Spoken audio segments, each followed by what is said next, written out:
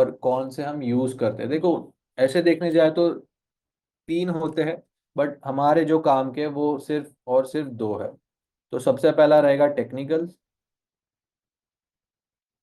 Then उसके बाद रहेगा फंडामेंटल।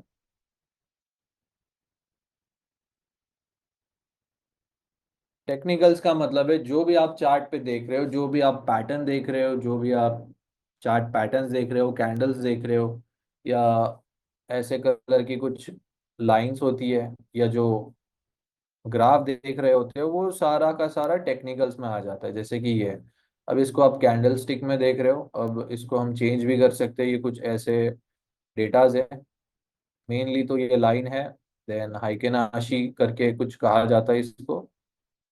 ठीक है, बट जो हमारे काम की होने वाली है वो सिर्फ और सिर्फ कैंडल्स होने वाली है। तो सबसे पहले टेक्निकल्स। अगर आपको कोई भी एक बंदा आकर ऐसा दावा करता है कि मेरी जो ट्रेड है, मतलब 100% या 90% एक्यूरेट है, इसका मतलब वो ये कह रहा है कि मेरा जो 10 ट्रेड है, ठीक है, जो भी मैं 10 ट्रेड लेता हूँ उसमें से सारे के सारे 9 से 10 के 10 ट्रेड प्रॉफिटेबल है, कोई भी लॉस में नहीं है, किसी का भी स्टॉप लॉस हिट नहीं होता है। ठीक है, वो ऐसा दावा कर रहा है, बट इन रियलिटी ऐसा कुछ भी नहीं है। टेक्निकल एनालिसिस में, या जो भी आप स्ट्रैटेजी यूज करते हो, ठीक है, उसका एक्यूरेसी 70। तो ये क्यों होता है?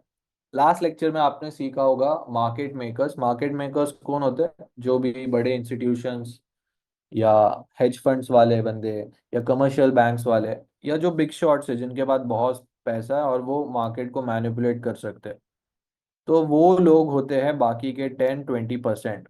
मतलब अगर रिटेलर्स, रिटेलर्स कौन है?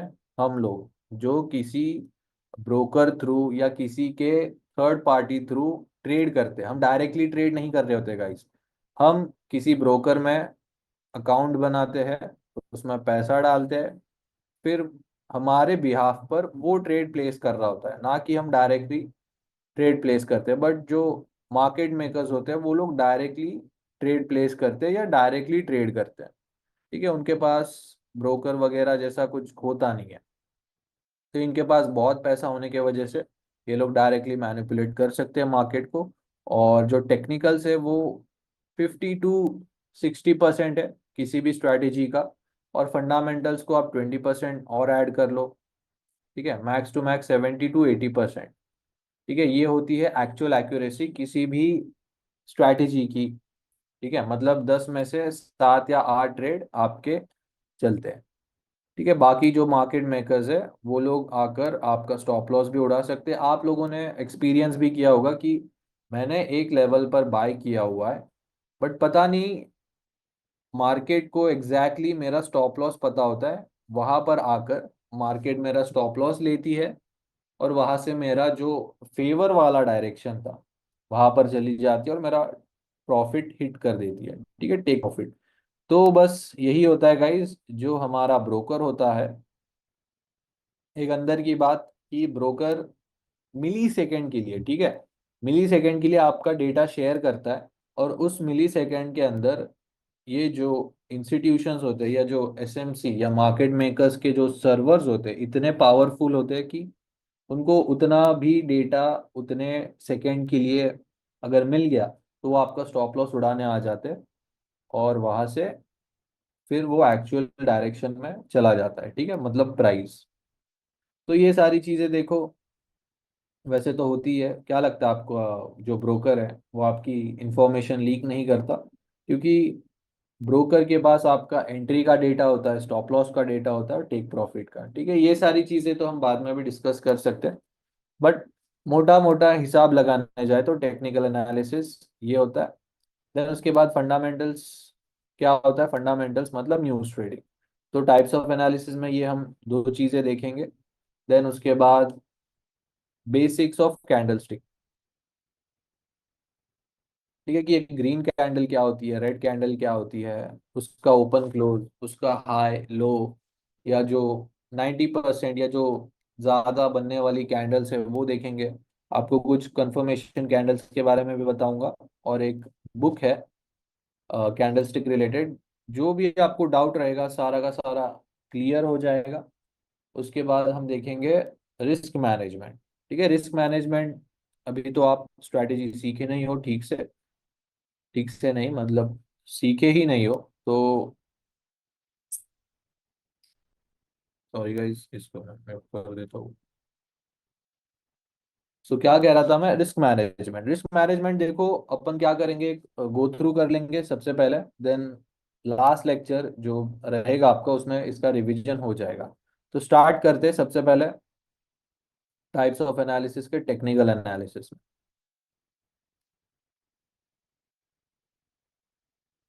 ठीक है, टेक्निकल एनालिसिस अगर मैं आपको शॉर्ट में बताऊं तो प्रीवियस डेटा, हिस्टोरिकल डेटा या जो आपका पास्ट डेटा होता है उसको हम स्टडी करके फ्यूचर में प्राइस कैसे मूव करेगा उस हिसाब से जोन्स निकालते हैं, चाहे वो बाय जोन हो चाहे वो सेल जोन हो। जब मार्केट उन एरियाज पर आता है और कैसे रिएक्शन देता है, बाइंग की रिएक्शन देगा या सेलिंग की रिएक्शन देगा, उस हिसाब से हम ट्रेड प्लेस करते हैं। ठीक है, इसका मतलब है, चलो आपको मैं डायग्राम निकाल के ही दिखा देता हूँ। लेट्स सपोज ये $20 का जोन है और ये एक $10 का जोन है। ठीक है, और यहाँ पर कुछ इस तरीके से प्राइस एक्शन प्रिंट हुआ है।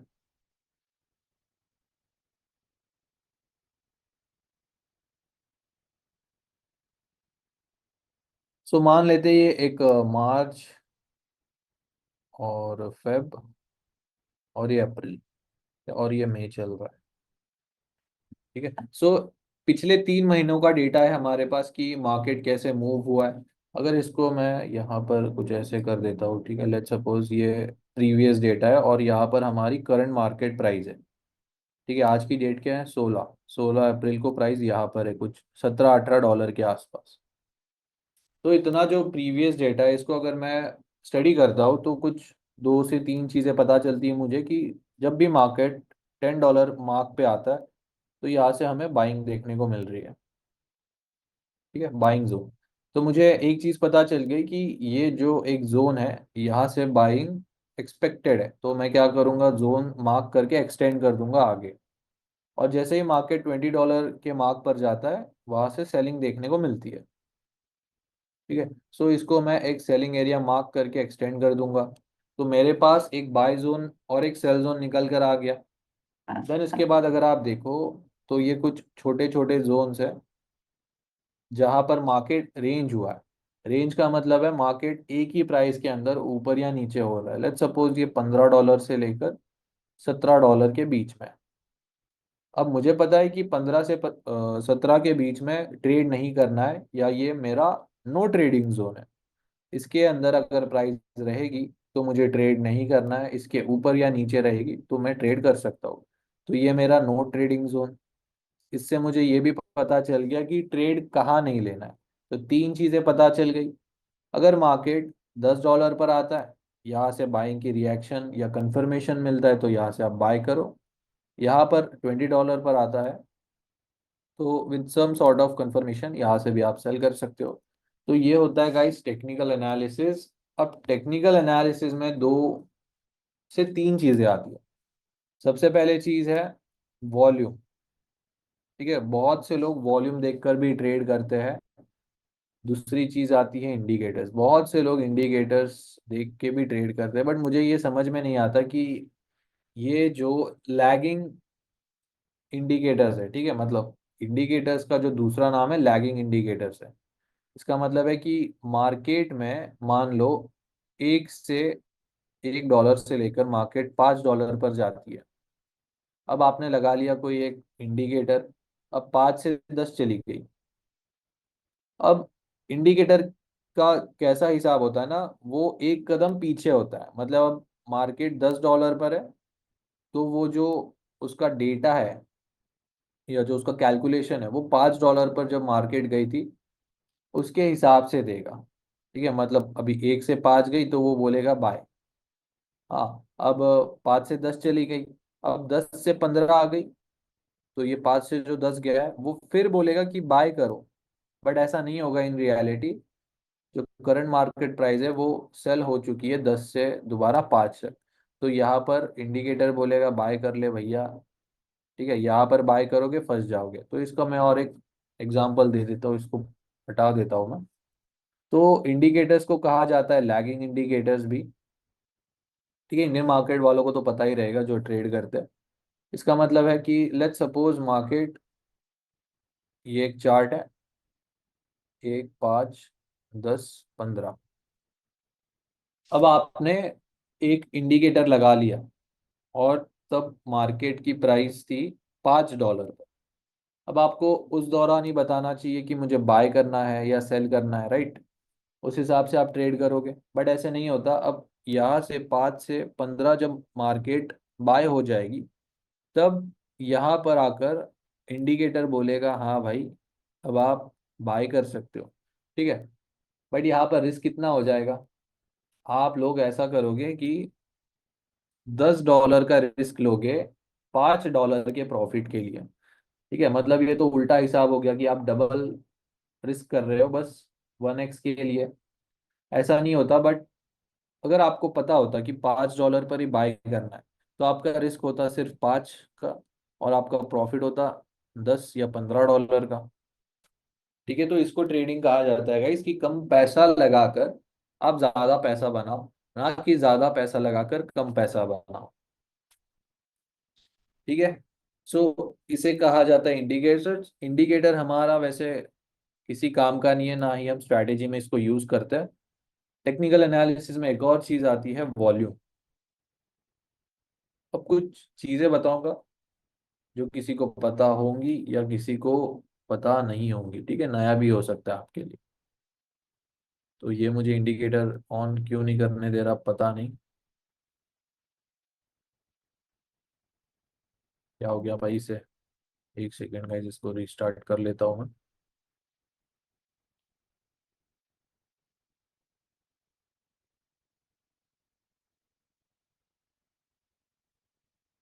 तो वॉल्यूम हम देखते हैं यहाँ पर, मोस्टली सब यही यूज करते हैं।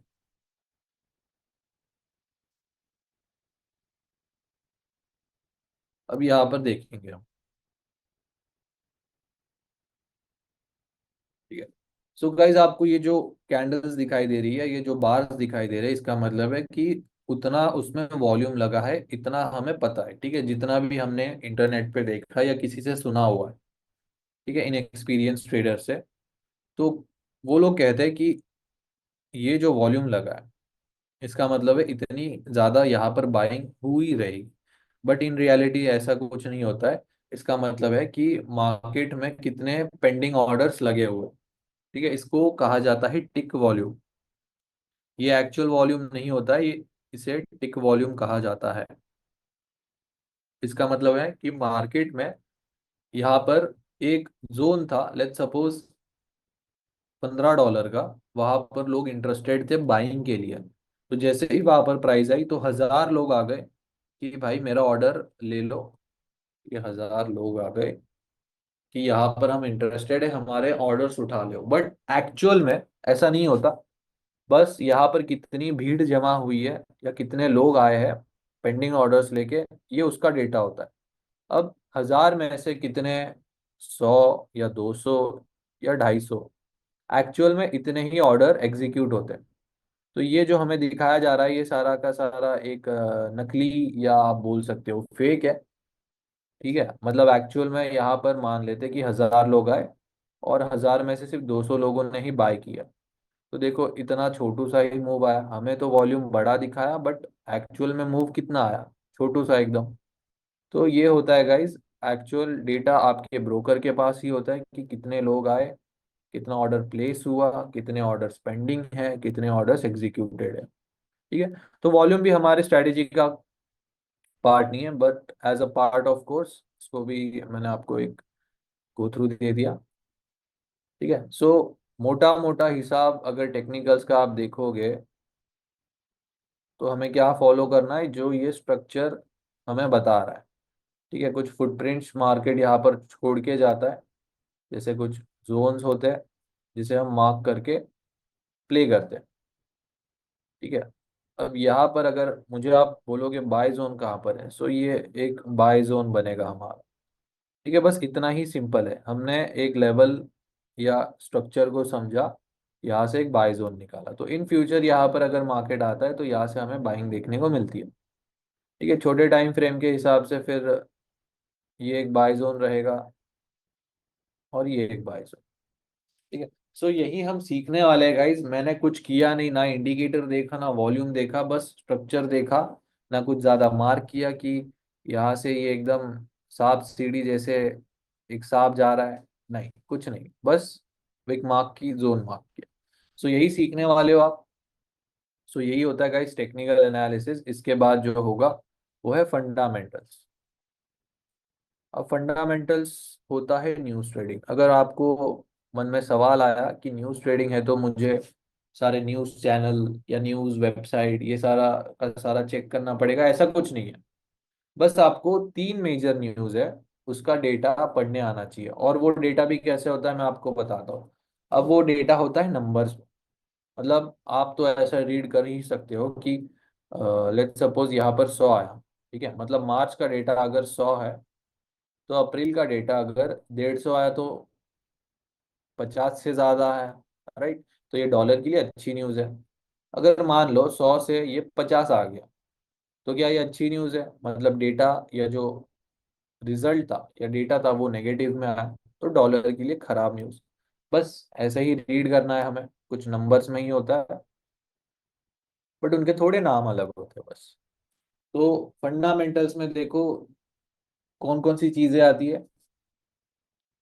सबसे पहले तो करेंसी आ जाता है कि कौन सा ज्यादा इन्फ्लुएंशियल या मोस्ट ट्रेडेड करेंसी है, वो है डॉलर।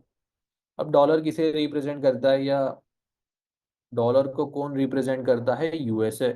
ठीक है, यूएसए एज ए कंट्री कैसे परफॉर्म कर रही है फाइनेंशियली, वो सारा चीज अफेक्ट करेगा आपके डॉलर को। ठीक है, पहले चीज तो परफॉर्मेंस है कि कैसे यूएसए परफॉर्म कर रहा है। देन जो दूसरी चीजें आती है जैसे कि जियो पॉलिटिकल सिचुएशंस कैसे, मतलब जो आपके नेबरिंग कंट्रीज है उनके साथ आपका रिलेशन कैसा है, कि आपके देश में या किसी के साथ कोल्ड वॉर चल रहा है या वॉर सिचुएशंस है, पैंडेमिक है या कुछ डिजास्टर या जैसे कि सुनामी आ गया, अर्थक्वेक आ गया। ठीक है, या आग वाग लग गई। ये सारी चीजें भी आपकी करेंसी को अफेक्ट करती है। और कौन सी चीजें होती है?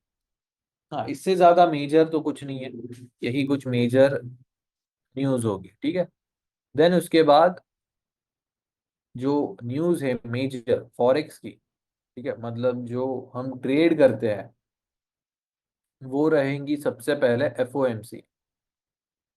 ठीक है, आपको ज्यादा इसमें डीप नहीं घुसना है, बस वेबसाइट पे मुझे क्या बोलते हैं उसको न्यूज रीड करने आ गई, डेट्स इट। इतना ही हमें न्यूज ट्रेड को समझना। तो सबसे पहले न्यूज होगी गाइस एफओएमसी। एफओएमसी कौन सी न्यूज है? आप चाहे तो इसका नोट्स बना लीजिए। इंटरेस्ट रेट की न्यूज होती है एफओएमसी। ठीक है, जो इंटरेस्ट रेट डिसाइड करता है गवर्नमेंट या आपकी सरकार, ये उसका न्यूज होता है। और ये ओवरऑल ग्लोबली हर जगह सेम ही है। ठीक है, मतलब इंटरेस्ट रेट अगर बढ़ा दिए सरकार ने तो आपका जो भी करेंसी है, डॉलर हो या रुपी हो, उसके लिए खराब न्यूज है। और अगर इंटरेस्ट रेट कम कर दी है तो आपका जो भी करेंसी है ये उसके लिए अच्छी न्यूज़ है। ठीक है, बस इतना ही कोरिलेशन है इसमें। अब किसी भी देश का इंटरेस्ट रेट बढ़ जाता है तो करेंसी थोड़ी सी नीचे चली जाती है, और इंटरेस्ट रेट बढ़ गया, सॉरी इंटरेस्ट रेट कम हो गया तो करेंसी बढ़ जाती है। आपको चलो मैं एक एग्जांपल देता हूँ। मान लो आप चले गए बैंक में। ठीक है, अब बैंक क्या है, मान लेते हैं हम सरकार है या एक कंट्री है। ठीक है, और वहाँ के आप सिटीजन हो और आप चले गए बैंक में लोन लेने के लिए। और बैंक ने कह दिया है कि हमने ब्याज करके रखा है 20%। ठीक है, मतलब जो इंटरेस्ट है 20% है। और हमारे जैसे जो लोग हैं क्या 20% लोन पर अफोर्ड कर सकते हैं? मतलब आपने 1 लाख का लोन लिया और आपको जब रीपेमेंट करोगे तो प्रिंसिपल अमाउंट पे 20% एक्स्ट्रा इंटरेस्ट देना पड़ेगा, जो होता है 20,000 रुपीज। तो टोटल आपको 1,20,000 रुपए देना है। तो गाइज जो ज्यादा पैसा कमाते हैं, जो बंदे रिच है, वो लोग ही इसको अफोर्ड कर सकते हैं। जो मिडिल क्लास है या लोअर मिडिल क्लास है, वो लोग तो अफोर्ड नहीं कर पाएंगे, क्योंकि 1 लाख का लोन लेने में ही लग जाएगी, और उस पे 20% इंटरेस्ट रेट देना होगा, तो फिर तो हो ही गया। ठीक है। सो इससे क्या समझ में आता है हमें, कि ज़्यादा इंटरेस्ट रेट हमारे लिए अच्छा नहीं है। तो ज़्यादा क्रेडिट फैसिलिटीज नहीं होगी, लोन ज़्यादा होने के वजह से या इंटरेस्ट रेट ज़्यादा होने के वजह से लोग कम खर्चा करेंगे। मतलब ये करेंसी को स्टेबलाइज करने के लिए ही किया जाता है, कि ज़्यादा लोग, पैसा आ गया लोगों के पास, तो बहुत खर्चा कर रहे हैं, चलो क्या करते हैं, इंटरेस्ट रेट बढ़ा देते हैं या टैक्स लगा देते हैं। ठीक है। सो इससे क्या होता है, ये सारी चीज़ें कंट्रोल में आती है और करेंसी भी स्टेबलाइज रहती है। ठीक है। सो एफओएमसी कौन सी न्यूज़ है, बस इतना याद रखो, इंटरेस्ट रेट बढ़ गया तो करेंसी के लिए खराब न्यूज़, इंटरेस्ट रेट कम हो गया तो करेंसी के लिए अच्छी news. Then second major important news है एनएफपी। एनएफपी कौन सी न्यूज़ है, नॉन फार्म पेरोल। ठीक है। एनएफपी का फुल फॉर्म तो ये है, बट जो आपको वेबसाइट पे दिखाया जाएगा, नॉन फार्म एम्प्लॉयमेंट चेंज, ऐसा होता है ऑनलाइन या वेबसाइट पर। तो ये कौन सी न्यूज़ है, अब देखो नाम से थोड़ा सा समझ में तो आ गया कि फार्म रिलेटेड होगा, बट ऐसा नहीं है। फार्मिंग सेक्टर, ठीक है, जो भी फार्मिंग सेक्टर होता है, इसको हटाकर जो बाकी के दूसरे सेक्टर्स है, ठीक है, इसका मतलब है कि फार्मिंग सेक्टर को हटाकर बाकी के जो दूसरे सेक्टर्स है, उनमें लोगों के पास जॉब वैकेंसीज है, या लोगों की जॉब चली गई है, मतलब जॉब है या जॉब नहीं है, बस। मतलब जॉब क्रिएशन है या जॉब क्रिएशन नहीं है। अब आपको मैं समझाता हूँ, फार्मिंग सेक्टर है, फार्मिंग सेक्टर में तो जिसका खेत है वो थोड़ी किसी को काम पे रखेगा सैलरी पे, राइट, एग्रीमेंट बेस्ड, कि भाई तू आ जा, कल से मैं तेरे को पगार चालू कर दूंगा और तू बस खेत जोत या फल तोड़ या पानी दे। ठीक है, ये सारी चीजें तो नहीं होती। तो इसको हटाकर जो भी दूसरे सेक्टर है, गवर्नमेंट या प्राइवेट पकड़ लो, वहां पर लोगों के पास जॉब है या जॉब नहीं है, बस इतना। ये एनएफपी का डेटा होता है। अब अगर किसी देश में बेरोजगारी बढ़ गई, मतलब अनएम्प्लॉयमेंट ज्यादा बढ़ता है, तो ये क्या करेंसी के लिए या यूएसए के लिए अच्छी न्यूज़ होगी या खराब न्यूज़ होगी? तो बेरोजगारी ज्यादा है तो ऑब्वियस की बात है कि जो आपका डेटा है वो नेगेटिव है, तो डॉलर के लिए भी ये नेगेटिव डेटा होगा, मतलब डॉलर नीचे जाएगा। और अगर अनएम्प्लॉयमेंट कम है, ठीक है, इसका मतलब बेरोजगारी कम है, लोगों के पास जॉब ज्यादा है और लोगों के पास पैसा आ रहा है, वो लोग खर्च कर रहे हैं। ठीक है। सो ये सारी चीजें अफेक्ट करती है आपके डॉलर को। इसका मतलब अगर लोगों के पास जॉब है तो डॉलर भी ऊपर जाएगा या इसका रेट बढ़ेगा, बस इतना ही है। ठीक है। सो इससे हमें क्या समझ में आया, कि लोगों के पास अगर जॉब है तो करेंसी के लिए अच्छी न्यूज़ है, अगर लोगों के पास जॉब नहीं है तो करेंसी के लिए खराब न्यूज़ है। उसके बाद जो थर्ड मेजर इंपॉर्टेंट न्यूज़ है वो है सीपीआई। सीपीआई का फुल फॉर्म है कंज्यूमर प्राइस इंडेक्स।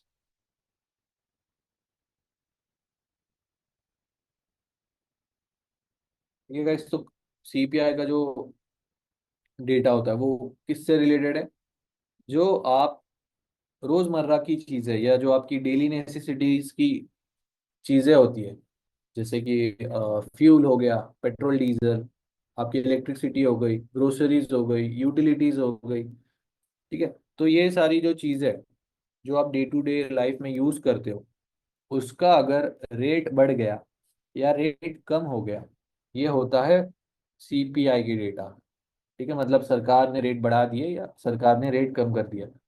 अब मान लेते हैं कि जो मार्च का महीना था, तो सरकार ने क्या किया, रेट बढ़ा दिया। ठीक है, रेट बढ़ा दिया। तो इससे क्या हुआ, चलो मान लो आप डीमार्ट चले गए, ठीक है, आप शॉपिंग करने चले गए, तो 5 रुपए की मैगी हो गई 15 रुपए की, 10 रुपए का साबुन हो गया 20 रुपए का, 100 रुपया लीटर तेल हो गया 200 रुपया लीटर। तो प्राइजेस क्या हो गई, बढ़ गई। तो इससे आप क्या सोचोगे कि भाई 5 रुपए की मैगी है 15 की हो गई, तो मैं ज्यादा नहीं खरीदूंगा, इस महीने के लिए 2 से 3 पैकेट बस हो गया मेरे लिए। साबुन भी मैं थोड़ा सा कम चला चला के 2 साबुन ले लेता हूँ, और तेल भी 1 लीटर में कर लूंगा, ज्यादा वेस्ट नहीं करूंगा। तो इसमें आपने क्या किया, थोड़ी सी काट कसर की। काट कसर मतलब क्या होता है यार, ठीक है, मतलब एडजस्टमेंट किया आपने, और कम पैसा खर्चा किया, या रेट ज्यादा होने की वजह से आपने बस ज्यादा खरीदी नहीं की। तो इससे क्या हुआ, इकोनॉमी में भी ज्यादा पैसा पुश नहीं हुआ, आपने चीज नहीं खरीदी, उतना पैसा स्पेंड नहीं हुआ, उतना पैसा स्पेंड नहीं हुआ, तो वो इकोनॉमी में भी नहीं गया। तो ओवरऑल आपकी करेंसी के लिए अच्छी न्यूज़ थी या खराब न्यूज़, तो ये खराब न्यूज़ थी। बट मान लेते हैं कि अप्रैल महीने में सरकार ने रेट कर दिए कम, ठीक है, आप दोबारा डीमार्ट चले गए शॉपिंग के लिए, 5 रुपए की मैगी 2 रुपए की हो गई, पाँच 10 रुपए का साबुन 5 रुपए का हो गया, 100 रुपया लीटर तेल 50 रुपया या 75 रुपया लीटर हो गया। तो इससे क्या इफेक्ट पड़ेगा कि भाई सस्ती हो गई ये चीज़ है, मैं अगले 2 से 3 महीने का स्टॉक अभी भर लेता हूँ, ताकि अगर आगे प्राइस बढ़ती है तो मैंने तो सस्ते में ही लिया हुआ है। चलो ऐसा भी समझ लेते कि 110 रुपया लीटर पेट्रोल 70 या 80 रुपए का हो गया, आप क्या करोगे, टाकी फुल पे फुल। ठीक है। सो इससे क्या इफेक्ट गिरा, इससे इफेक्ट ये हुआ कि ज़्यादा स्पेंडिंग हुआ, ज़्यादा लोगों ने खर्चा किया, इकोनॉमी में भी ज़्यादा पैसा पुश हुआ, आपकी कंट्री में ज़्यादा पैसा पुश हुआ। तो ओवरऑल ये आपकी करेंसी के लिए भी अच्छी न्यूज़ थी। ठीक है। तो ये थी गाइस 3 मेजर न्यूज़, मैं आपको दोबारा रिपीट करके भी समझा देता हूँ, और उससे पहले ये भी बता देता हूँ कि इसका एक डेडिकेटेड सेशन भी होने वाला है, बस हमने यहाँ पर गो थ्रू किया है अभी। ठीक है। स्ट्रैटेजी अभी तक आपने सीखी नहीं है, बट स्टिल इसका हमने एक इंट्रोडक्शन पार्ट देखा है, जैसे ही स्ट्रैटेजी खत्म हो जाएगी लास्ट लेक्चर आपका फंडामेंटल्स का ही होगा।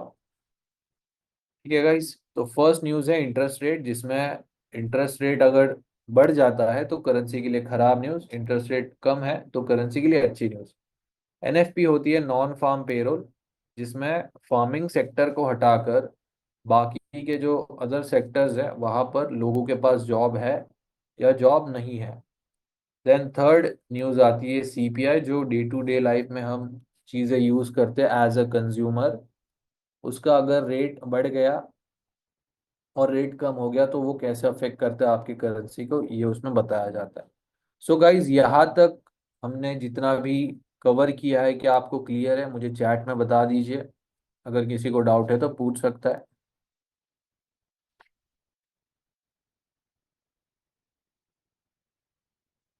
ओके।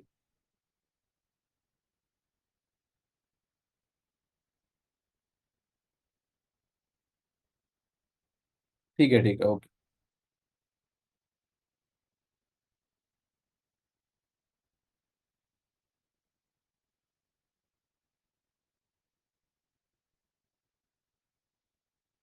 एनएफपी और सीपीआई का कुछ रिलेशन नहीं है वैसे, आप देखने जाओ तो हर एक न्यूज़ अलग है। इसका गोल्ड पे क्या इम्पैक्ट होगा, ठीक है, देख लेते हैं। जीबीपी में भी होती है न्यूज़, यस, जीडीपी। जीबीपी पूछ रहे हो या जीडीपी पूछ रहे हो? जीडीपी होती है, बट वो इकोनॉमी में ज्यादा जाता है, ठीक है, उस साइड की तरफ वो ज्यादा है। बट ट्रेडिंग से रिलेटेड देखोगे तो जीडीपी इतनी मैटर नहीं करती है as compare to this 3 major newses. ठीक है, चलो मैं आपको वेबसाइट पे ही दिखा देता हूँ। आपको ये forex factory.com पर आना है। ठीक है। फॉरेक्स फैक्ट्री पे आने के बाद यहाँ पर आपको सारी की सारी जानकारी मिल जाएगी कि ट्रेड न्यूज़, कैलेंडर, मार्केट क्या चल रहा है, फॉरेक्स से रिलेटेड देखना है आपको, मेटल से रिलेटेड देखना है, या क्रिप्टो रिलेटेड देखना है, सारी की सारी चीज़ें यहाँ पर। ठीक है। और ये जो येलो फोल्डर, ऑरेंज और रेड है, येलो का मतलब है लो इम्पैक्ट न्यूज़, ऑरेंज का मतलब है मीडियम इम्पैक्ट, और रेड का मतलब है हाई इम्पैक्ट न्यूज़। सही है। अब अगर डेटा देखने जाएंगे हम, तो देखते हैं एक और चीज गाइस। ये जो मैंने आपको मेजर न्यूज़ बताई, ये हर महीने के फर्स्ट या सेकेंड वीक में ही होती है। ठीक है, थर्ड और फोर्थ वीक में नहीं होती, फर्स्ट या सेकेंड वीक में। अब 10 अप्रैल को सीपीआई की न्यूज़ थी, 6 बजे। ठीक है, अब इसको रीड कैसे करना है वो देखते हैं। यहाँ पर देखो, डेटा तो प्रिंट हो चुका है। अब ये जो फोल्डर है, इस पे आपको क्लिक करना है। ठीक है, CPI M/M मतलब मंथली, ये काम की है, बाकी नहीं काम की इतनी। इस पे जाना है।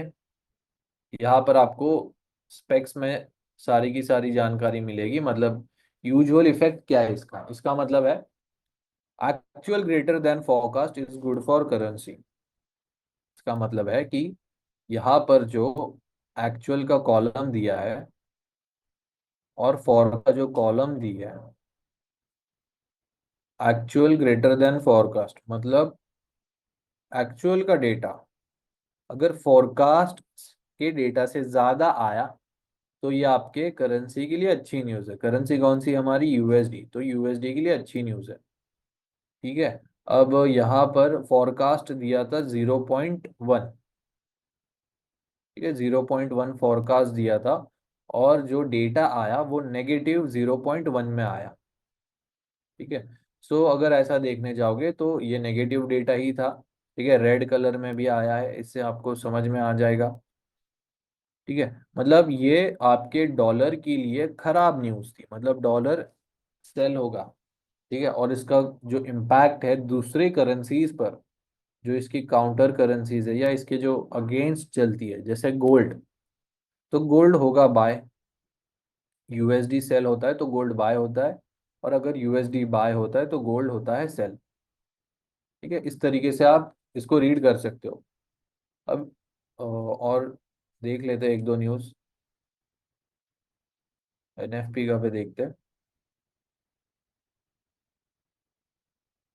ठीक है, ये देखो, 4 अप्रैल को एनएफपी की नॉन फार्म एम्प्लॉयमेंट चेंज, ये मेजर न्यूज़ है हमारी। यहाँ पर आप जाओ फोल्डर पर, यहाँ पर सेम दिखाई देगा आपको, actual greater than forecast is good for currency.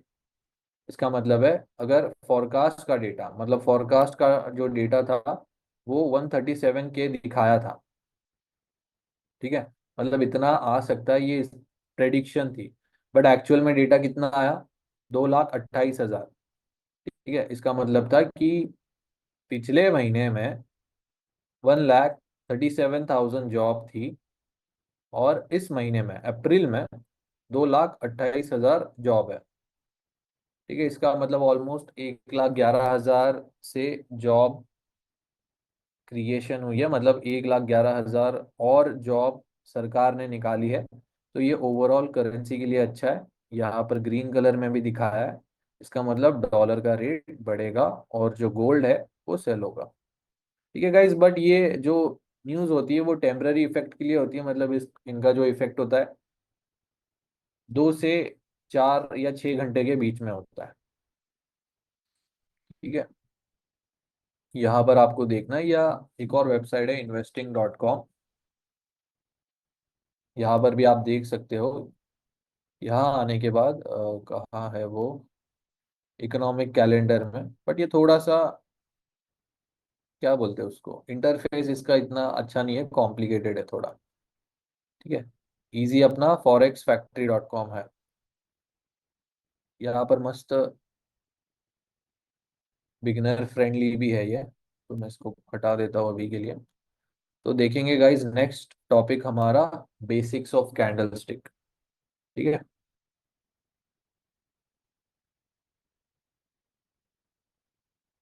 तो मैं थोड़ा सा ड्रॉ कर लेता हूँ जो मेजर कैंडलस्टिक है। ये कुछ 90% ऑफ द टाइम जो कैंडल्स बनती है वही ड्रॉ करने वाला हूँ। जो दूसरी कैंडल्स है वो हम फिलहाल के लिए नहीं, आगे के लिए रखेंगे। सो गाइज ये तीन मेजर कैंडल्स हैं, मतलब ज्यादा करके, या आप ऐसा भी बोल सकते हो 70% ऑफ द टाइम जो भी आप कैंडल देखोगे, ये तीन कैंडल्स उनमें रहेंगी ही रहेंगी। ठीक है, मतलब 10 कैंडल बनी है तो 7 कैंडल्स इन तीनों में से ही होगा, बाकी तीन कैंडल फिर अलग रहेंगी आपकी। तो गाइस ये ग्रीन कैंडल या बुलिश कैंडल, ये रेड कैंडल या बेरिश कैंडल।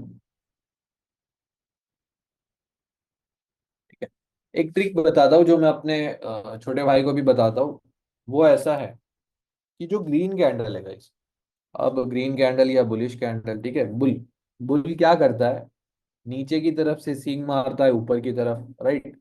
तो जो ग्रीन कैंडल है उसका जो ओपन होगा वो नीचे की तरफ से ऊपर की तरफ होगा, या इसका जो ओपनिंग है बॉटम से होगा, एंड क्लोजिंग टॉप साइड होगा। ठीक है, या ऊपर की तरफ। और जो रेड कैंडल है, ठीक है, मतलब जो बेरिश कैंडल है, बेर क्या है, भालू है। भालू क्या करता है, जो पंजा होता है उसका वो ऊपर से नीचे की तरफ मारता है। तो जो रेड कैंडल रहेगी उसका ओपनिंग ऊपर की तरफ से नीचे की तरफ होगा, या ओपनिंग इसका टॉप साइड और क्लोजिंग बॉटम साइड। ठीक है, और ये जो मैंने लाइंस ड्रॉ की है ब्लैक कलर की, इसे कहा जाता है विक्स। ठीक है, विक्स कहा जाता है इसे। अगर टेक्स्ट बुक के डेफिनेशन से जाओगे तो शैडो कहा जाता है, बट वो नहीं देखेंगे हम। विक्स क्या रिप्रेजेंट करता है, किसी भी एक कैंडल का हाई एंड लो। ठीक है, हाई लो तो सेम ही रहेगा गाइज, मतलब हाई तो ऊपर ही रहेगा और लो नीचे ही रहेगा, बस फर्क इतना आ जाएगा कि ग्रीन कैंडल और रेड कैंडल में जो ओपनिंग और क्लोजिंग है वो थोड़ा सा वाइस वर्सा है। ठीक है, तो इस तरीके से आप कैंडल को रीड कर सकते हो या कैंडल को समझ सकते हो। और ये जो मैंने तीन कैंडल्स ड्रॉ किया, ठीक है, इसको हटा देता हूँ, मैं दोबारा बता दूंगा आपको। बिल्कुल, इसका जी, हटा ही देता हूँ। सो गाइस, कहीं पर भी आपको अगर बाइंग जोन, ठीक है, बाय जोन पर अगर ये तीन कैंडल्स दिखाई देती है तो ये आपका कंफर्मेशन है कि आप बाय कर सकते हो। और सेलिंग जोन पर ये तीन कैंडल्स दिखाई देती है तो ये आपका एक कंफर्मेशन है कि आप सेल कर सकते हो। इसको थोड़ा सा और अच्छे से बना देता हूँ। सो सबसे पहली जो बड़ी कैंडल आपको दिखाई दे रही है, ये वाली फर्स्ट वन, इसको कहा जाता है एंगल्फिंग कैंडल। ठीक है, अब ग्रीन कलर की रहेगी तो बुलिश एंगल्फिंग, रेड कलर की रहेगी तो बेरिश एंगल्फिंग।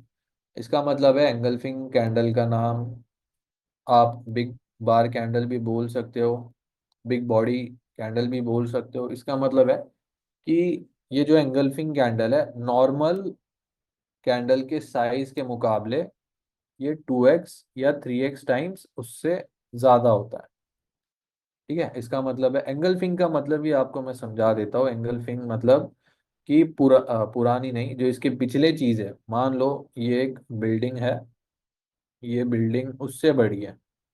ठीक है, जो तीसरी बिल्डिंग है ना कुछ इस तरीके से बड़ी है, इसका मतलब इसने पहली बिल्डिंग को भी कवर कर लिया साइज में और दूसरी बिल्डिंग को भी कर लिया, पूरा शैडो ओवर कर लिया इसको।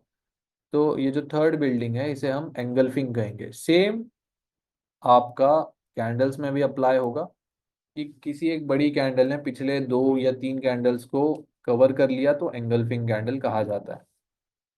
ठीक है, जो ये मिडल कैंडल है ये नॉर्मल साइज कैंडल है, ये बस इतना ही है, इसमें ज़्यादा कुछ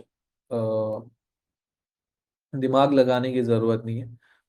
देन जो थर्ड कैंडल है, अब इसे लोग डोजी कहते हैं, शूटिंग स्टार कहते हैं, बट आपको मैं एक्चुअल में बताता हूँ, इसे ग्रीन कलर की कैंडल में अगर रहेगा तो मॉर्निंग स्टार कहा जाता है,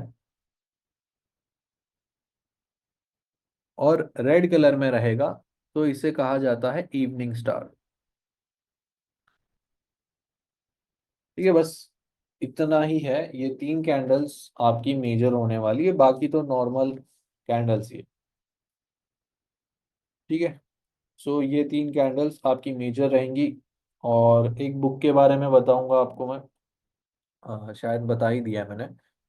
बाइबल ऑफ कैंडल स्टिक करके बुक है, वो मैं अपलोड कर दूंगा। बाकी उसका कुछ इतना है नहीं। सो उसको बस एक मेक श्योर करो कि गो थ्रू कर लेना सारी चीज़ें, क्योंकि आपका जो भी 70 to 80% डाउट है ना, वो क्लियर हो जाएगा। अब कैंडल स्टिक हो चुका है तो एक फन फैक्ट बता देता हूँ मैं, मे बी ये। तो पुराने जमाने में लोगों के पास ऑप्शन नहीं थे कि किसी भी एक चीज का वो लोग ट्रैक रिकॉर्ड रख सकें। मतलब हर साल प्राइजेस कैसे चेंज होती है, प्राइजेस बड़ी कम हो गई, तो वो लोग कैसे अंदाजा लगाते थे, कुछ बताता हूँ मैं आपको। तो मान लो कि 1 किलो चावल, ठीक है, 1 किलो राइस। अब मुझे राइस का थ्रू आउट द ईयर कैसे बढ़ेगा प्राइस या कम होगा पता चलेगा। वो लोग ऐसे एक पार्टी बना लेते थे, और सारे के सारे महीने लिख देते थे, जन फेब मार्च अप्रैल मई जून जुलाई अगस्त सितंबर अक्टूबर नवंबर और दिसंबर। ठीक है, और यहाँ पर रेट्स। ठीक है, 1 2 3 नहीं रहता था, पहले कुछ अलग सिस्टम था। तो जैसे ही जनवरी आया तो जनवरी में क्या प्राइस है, चलो 3 रुपए, तो डॉट बना लिया। ठीक है, फिर थ्रू आउट द ईयर जो भी प्राइजेस होती थी उसके हिसाब से ये लोग बना लेते थे डॉट्स। ठीक है, हाईएस्ट 8 रुपए तक है। और फिर ये थ्रू आउट द ईयर फिर ऐसे ही एक लोवेस्ट यहाँ तक मारा है प्राइस ने, यहाँ पर आकर मार्केट हो गया क्लोज।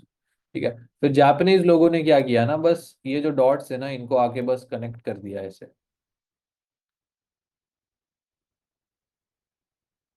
ठीक है, ऐसे आके कनेक्ट कर दिया और बादशाह बन गए, बोलते हैं कि हमने एक बड़ी एक चीज इन्वेंट की है। बस इसको ही ज्वाइन करके वो लोग ने हमें टेक्निकल एनालिसिस दे दिया या चार्ट पैटर्न्स दे दिए। ठीक है, एक्चुअल में यहाँ से आप बोल सकते हो कि एक बहुत एक मेजर चेंजेस आया ट्रेडिंग के हिस्ट्री में, अगर इसको मैं आपको कैंडल स्टिक में बताऊं। ठीक है, चलो ओपन कहाँ पर हुआ, 3 रुपए पर। ये ओपन, ये एक हाई, क्लोजिंग कहाँ पर आई है दिसंबर में, तो दिसंबर में मान लो 6, ये क्लोज, और लोवेस्ट है यहाँ तक। अब इसको अगर हम कैंडल स्टिक में उतारते हैं तो ओपन हुआ है 3 पे, चलो ये आपका ओपनिंग प्राइस, क्लोजिंग कहाँ पर हुआ है 6 या 7 पर, तो इससे हमें एक चीज पता चल गई कि ये बुलिश कैंडल है। ठीक है, और हाई कहाँ तक लगा है 8 रुपए तक, चलो ये एक वीक 8 रुपए तक, और लोवेस्ट लगाया है 1 रुपए तक। ठीक है, तो इसको हमने बना दिया, तो ये बन जाती है हमारी ग्रीन कैंडल, भले ये ग्रीन कलर में ना हो अभी। ये एक हमारी ग्रीन कैंडल है। ठीक है, इसको भी फिर देकर वो लोग ऐसा बोलते कि हमने आपको कैंडल स्टिक दिया है, चार्ट पैटर्न्स दिया है, तो ये सारी चीजें वहां से आई है। ठीक है, यहाँ से जन्म हुआ था चार्ट पैटर्न्स या टेक्निकल एनालिसिस का। ठीक है गाइस, बस इतना ही फन फैक्ट है, और हम देखेंगे आगे जैसे जैसे आगे बढ़ेंगे लेक्चर्स में। देन इसके बाद देख लेते हैं रिस्क मैनेजमेंट।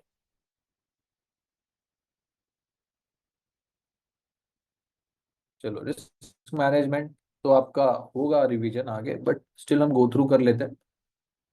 तो सबसे पहले पता होना चाहिए आपको आपका कैपिटल। ठीक है, कैपिटल होना चाहिए, देन उसके बाद स्टॉप लॉस।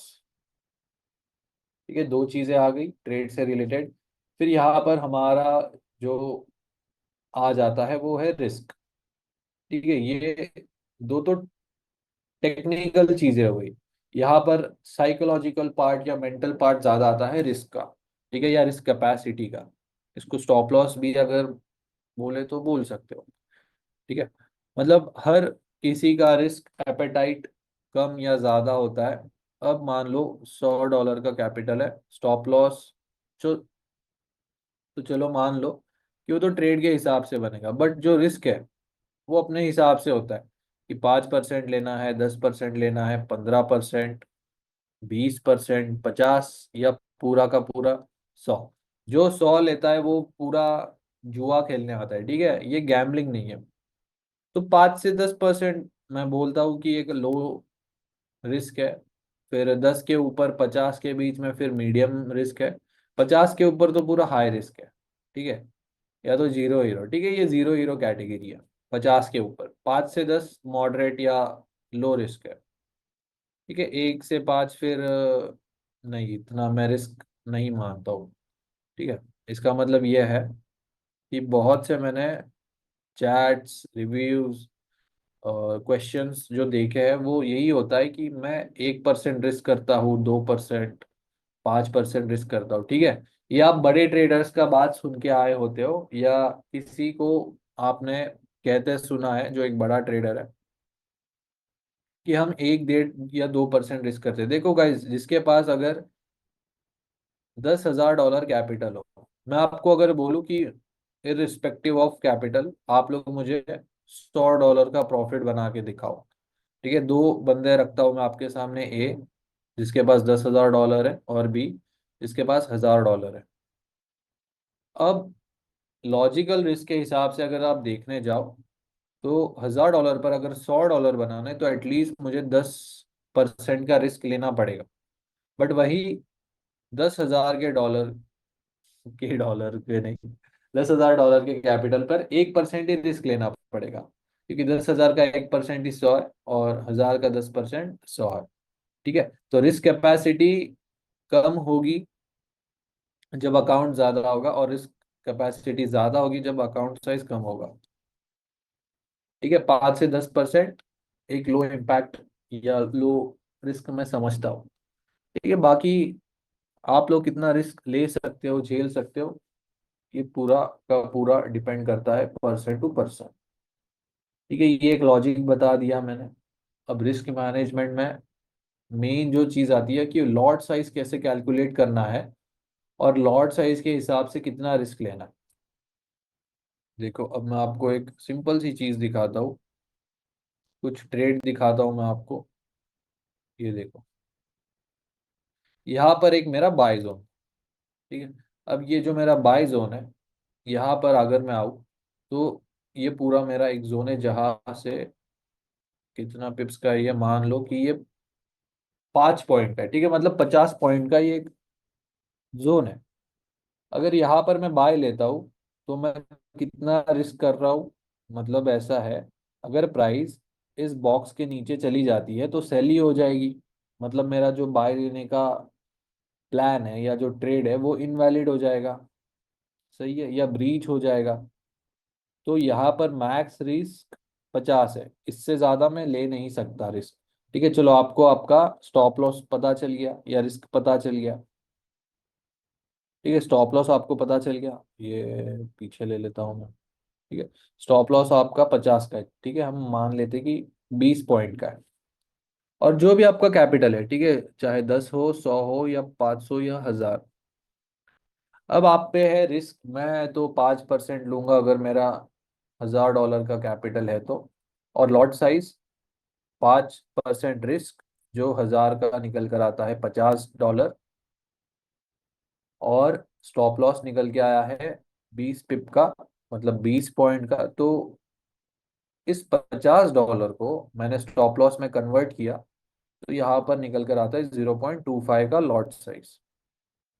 अब ये मैंने कैसे कैलकुलेट किया, चलो आपको मैं एक वेबसाइट दिखा देता हूँ दोबारा।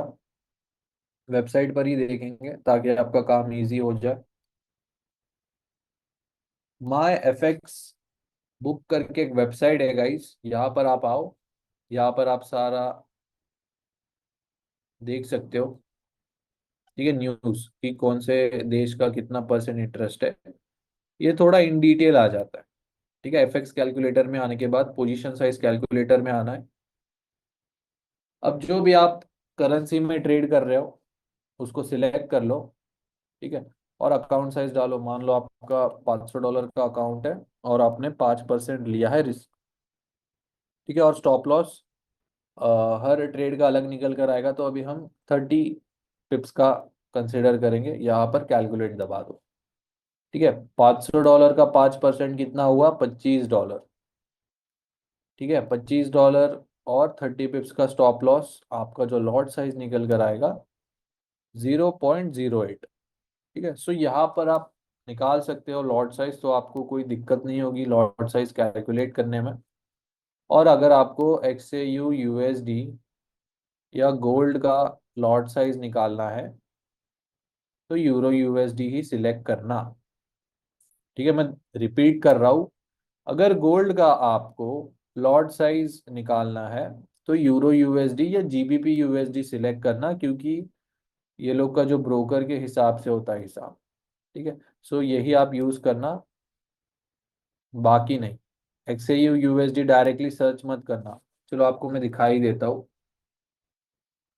XAU USD सेम किया है, बट यहाँ पर देखो लॉट साइज चेंज हो गया, कैलकुलेट किया 0.8।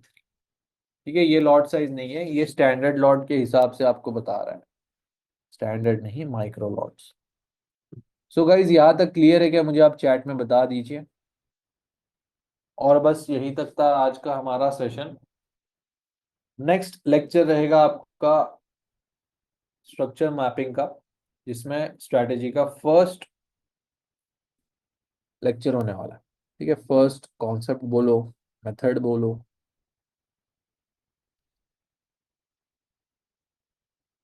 ठीक है, लेवरेज देखो, चलो लेवरेज का भी आपको मैं एक क्लियर कर देता हूँ। देखो लेवरेज मैटर नहीं करता है, मैं एक चीज बता रहा हूँ, जिसका भी अकाउंट $2,000 के नीचे हो, 2 से 5,000 डॉलर के बीच में, ठीक है, आई रिपीट, 2,000 से 5,000 डॉलर के नीचे अकाउंट होगा तो आप लोग 1:100 लॉट साइज रखो। ठीक है, 1:100। और $5,000 से ज्यादा अकाउंट है तो आप चाहे 1:100 रखो, 1:10 रखो, या 1:अनलिमिटेड रखो। ठीक है, मैटर नहीं करता। ओके, तो महंगाई तो हमेशा बढ़ेगी तो CPI का डेटा हमेशा नेगेटिव होगा तो गोल्ड हमेशा बाय होगा? नहीं नहीं, ऐसा नहीं होता। ठीक है, मतलब एक हेल्दी इन्फ्लेशन अगर हम बोले, इन्फ्लेशन नहीं बोलूंगा मैं, जो डेटा है, या इंटरेस्ट रेट बोलो या महंगाई बोलो, जो भी हो, वो एक लिमिट तक अगर हो तो सही है, स्टेबलाइज करने के लिए हो तो सही है। बट अगर ज्यादा ही बढ़ रहा है तो वो चलेगा नहीं। जैसे अभी करंट सिनेरियोज, ये टैरिफ वॉर चल रहा है चाइना और USA के बीच में। ठीक है, स्पैम मत करो यार, मैं भेजता हूँ। ठीक है, तो गाइज चलो फिर करते हैं सेशन एंड। मैं अभी साइट का नेम, डाउट नंबर और PDFs कर देता हूँ शेयर। ओके,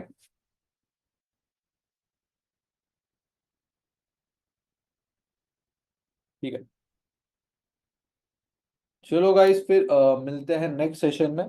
तब तक के लिए गुड नाइट। और एकदम W सेशन था ये आज का, और आप लोग फास्ट लर्नर हो बहुत, मुझे समझ में आ चुका है, तो आगे जाके बहुत ही मज़ा आने वाला है। So on a good note guys, करते हैं सेशन एंड। आई होप आपको मज़ा आया होगा, और मिलते हैं नेक्स्ट सेशन में। ठीक है, चलो गाइस, बाय बाय और गुड नाइट।